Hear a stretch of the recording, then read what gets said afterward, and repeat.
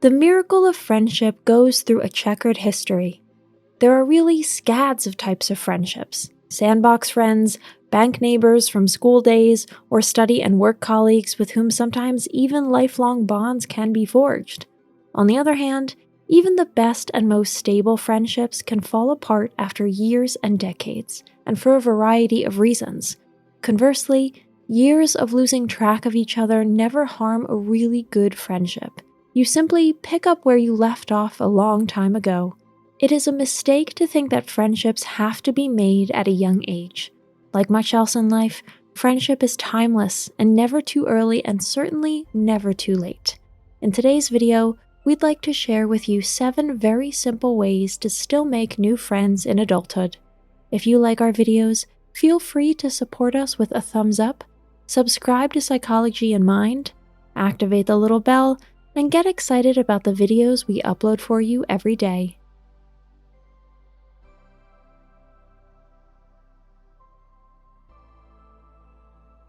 Number 1. Dedicate yourself to existing friendships. Life sometimes just drives friends apart, and especially in different directions. This can involve spatial changes as well as individual life plans that at some point are no longer compatible with each other. People who start families, for example, have their hands full trying to somehow manage this new phase of their lives. Single friends who are allowed to concentrate on their careers or a self-determined life are then left out in the cold, not because there is nothing more to say to each other or nothing more to share. Rather, it's the nature of parents meeting other parents, singles meeting other singles, and scarce free time being focused on everyone's needs. If you find yourself here, you're in plenty of good company. But the good news is that real friendships with depth never completely dissolve. They may remain in limbo for a few years, but if you want to, you can always revive them. It's certainly worth a try. In the age of Facebook, Instagram, and the like, it's also very easy to find friends you thought had disappeared and get back in touch with them. You don't even have to leave the house to do it. Number 2, be direct and precise. It has been proven that there are no real psychics among us humans. If we want to get where we want to go, sometimes we have to show our colors and put our cards on the table. Unlike romantic advances, where fear of rejection can sometimes get in the way, this shouldn't be a hindrance in friendships. So when you meet someone you find interesting and likable, give her or him a sincere compliment.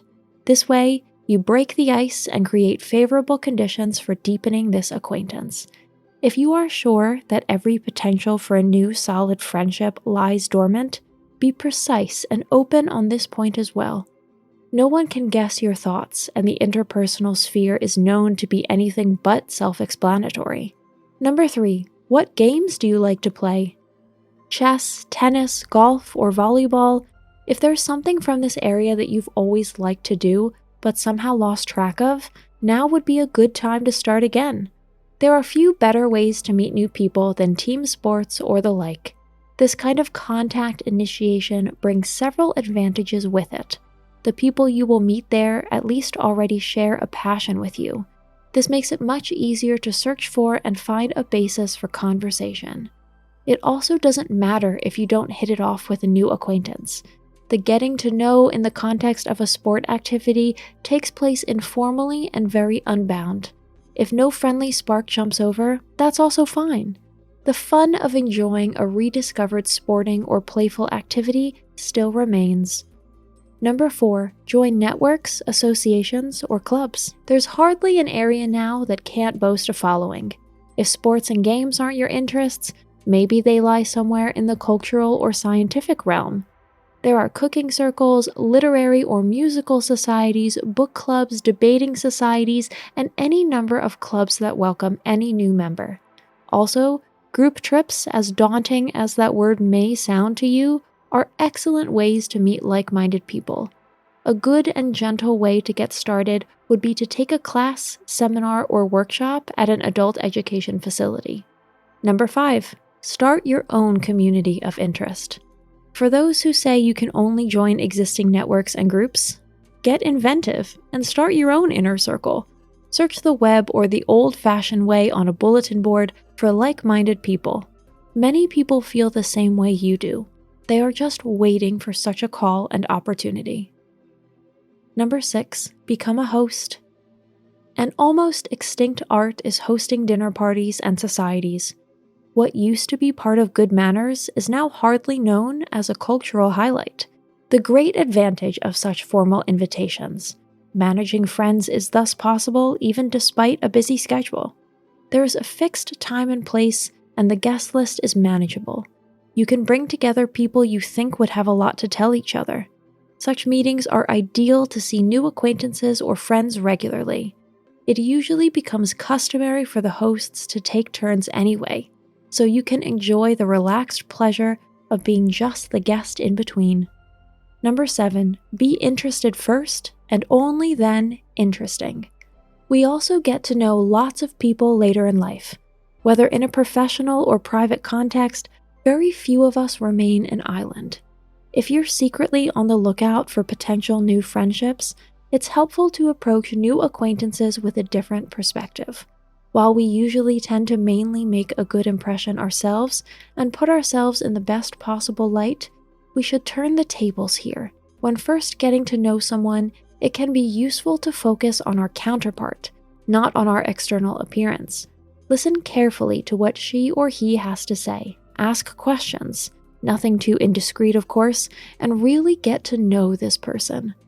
According to studies, active listening not only makes us immediately more likable, it also helps us learn as much as we can about the person we're talking to. Not to mention a general learning effect. If you feel this person might be on the same wavelength as you, try to find common ground. Now comes the point where you are allowed to reveal and tell a little bit about yourself. You will soon notice whether delicate bonds of a possible friendship can develop here. Today's conclusion, meeting on equal footing. The great advantage of friendships made as an adult is the life experience and standing that you undoubtedly bring with you. Your character is consolidated. Your interests have clearly crystallized over the years. One knows one's limits and has clear ideas about what to do with one another. While in childhood and adolescence, intuition and gut feeling are still lacking, we can now fall back on them. They are important indicators when meeting new people. If they say no, we should absolutely believe this judgment. That's it for today. Thanks for watching. Did you find this information helpful? Do you have experience with it? We would love to hear from you. Leave a comment below and let us know your thoughts. For more resources about mental health, self-improvement, and psychology, visit our website. You'll find the link in the video description where you can also connect with us on social media and sign up for our email list. Take care of yourself and have a beautiful day.